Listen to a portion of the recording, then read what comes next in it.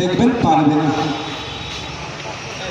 ওটা নির্বাচন কমিশনের লোক আছে, দায়িত্বটা দিয়ে পার্লামেন্ট থেকে ভোট দান থেকে বিরত রেখেছিল, আর বাকিগুলোকে বলেছিল ভোটটা বকল হবে বিজেপিকে দাও, নাহলে ভাইপো হয়তো গ্যারেজ হয়ে যেতে পারে। তাই কল্যাণবাবু যদি ভোটটা এসিএ এর বিরুদ্ধেই দিয়ে থাকে, তার ডেটাটা অন্তত ফুরফুরা শরীফ এলাকার মানুষের কাছে দেবে। আমি আপনাদের বলি, আমরা পার্লামেন্টে পাঠাবো কাকে, ভাবতে হবে আগামী 5 বছর আপনি কেমন ভাবে থাকবেন, সেটা নির্ভর করবে আপনার হয়ে কথা বলবে কি, আপনার হয়ে কথা বলবে না, কি আপনার মূল্যবান ভোট নিয়ে কলমে অন্য দলকে সুবিধা করে দেবে, সেটাও কিন্তু আপনাদের ভাবতে হবে। তাই বন্ধুগণ, আপনাদের বলি, একটা মানুষ যদি মনে করেন যে একটা এমপি পার্লামেন্টে গিয়ে কি করবে, শুধু আমি আপনাদেরকে সেই তথ্য দিয়ে যাই। এখানে তৃণমূলের বন্ধুদের মাধ্যমে এই লোকাল বিধায়ক সেনাশিস বাবুকে জিজ্ঞাসা করবে যে 2011 সাল থেকে 2023 সাল পর্যন্ত এমপি ল্যাড এমএলএ ল্যাডের যে টাকা 60 লাখ টাকা একটা এমএলএ পেত, কেউ বাড়াবার জন্য আওয়াজ তুলতে পারেনি। নওশাদ সিদ্দিকী 293 এর মধ্যে একজন 294 হলো, একজন একটা সিট এখনো খালি আছে, ওটা মামলা চলছে মানিকতলাতে, সেই জন্য ওই সিটটা থেকে বাদ দিয়ে 293টা যে সিট আছে, আমরা যাতে আমাদের উৎপাদিত ফসলের দাম সঠিকভাবে পাই, আমরা মাস গেলে আমাদের যে ইনকাম হচ্ছে যাতে ডবল হয়, তার পলিসির কথা পার্লামেন্টে গিয়ে বলবে, এই ভেবে আমি কৃষক ভোট দিলাম। কিন্তু দুঃখের বিষয়, কৃষক বিরোধী সরকার, এই সুকান্ত মজুমদারদের কৃষক বিরোধী সরকার, এই বিজেপির কৃষক বিরোধী সরকার যখন কৃষকদেরকে শোষণ করার জন্য যে বিলটা পাস করিয়েছিল, এই কল্যাণ বাবুরা হাতের উপরে হাত রেখে পায়ের উপরে পা তুলে চুপচাপ দেখেছে।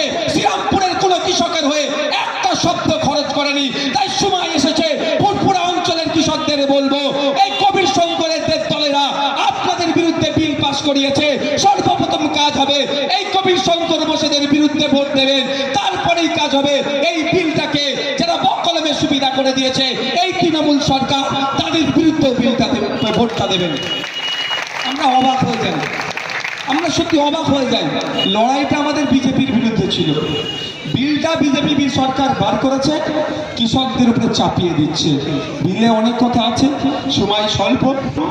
আপনাদেরকে কৃষক শ্রেণীর মানুষ ভোট দিয়েছিল বলেই দেশের সরকার আপনারা গঠন করতে পেরেছেন। এবার বলুন, দেশের সরকার গঠন করেছিলেন কৃষি প্রধান দেশ, কে কৃষকদের হয়ে কথা বলার জন্য, নতুন পলিসি আনার জন্য কৃষকদের হয়ে। কিন্তু দুঃখের বিষয়, আপনারা বিল পাস করেছেন কি কৃষকদেরকে শোষণ করার জন্য। যে কৃষকরা কিভাবে শোষিত হবে, সেই ব্রিটিশ পিরিয়ডের কথা আমাদের মনে পড়ে যাচ্ছে। নীলকর সাহেবরা নীল চাষিদের সাথে যেভাবে শোষণের রাজনীতি করত, যেভাবে তাদেরকে শোষণ করত, সেই একইভাবে শোষণ করার জন্য সেই বিল নিয়ে এসেছিল। এখন কর্পোরেটরা কৃষকদেরকে শোষণ করবে বলে কৃষক বন্ধুরা যখন বুঝতে পেরেছে যে তাদের বিরুদ্ধে এই বিলটা গিয়েছে, তাদের বিরুদ্ধে যে বিলটা গিয়েছে, এই বিলে তারা ক্ষতিগ্রস্ত হবে, তখন কৃষকরা, সারা দেশের কৃষকরা, পশ্চিমবাংলার কৃষকরা দিল্লির অভিমুখ হয়েছিল। আপনারা জানেন, দীর্ঘদিন ধরে দিল্লির রাজপথে কৃষকরা কাঁপিয়েছিল। শুধু তাই নয়, কৃষক বন্ধুরা যখন ভারত বন্ধের ডাক দিয়েছিল, কৃষকদের স্বার্থের কথা ভেবে ইন্ডিয়ান সেকুলার ফ্রন্টও কিন্তু ভারত বন্ধকে সমর্থন জানিয়ে যেদিন কৃষক বন্ধুরা রাস্তায় নেমেছিল, তাদের কথা ভেবে, তাদের স্বার্থে আমরাও কৃষক বন্ধুদের পায়ে পা মিলিয়ে ভারত বন্ধে সামিল হয়েছিলাম। কিন্তু সেই সময় এই কবির শঙ্কর বসুদের দলের বিরুদ্ধে আমাদের লড়াইটা ছিল।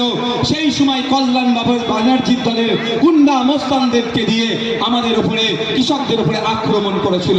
তাই আমরা ভুলে যাচ্ছি না কৃষক বন্ধুদের কথা। তাই কৃষক বন্ধুদের বলবো, এবং কৃষক পরিবারের সাথে যারা আমরা যুক্ত, তাদের কথা বলবো, আসুন আমরা ঐক্যবদ্ধ হই, আমরা দলবদ্ধ হই, আমরা দলবদ্ধ হয়ে এই বিজেপি সরকারের বিরুদ্ধে ভোট করি, যে বিজেপি সরকার কৃষকদের বিরুদ্ধে একজন বিল পাস করিয়েছে আর অন্যজন বকলমে সহযোগিতা করেছে।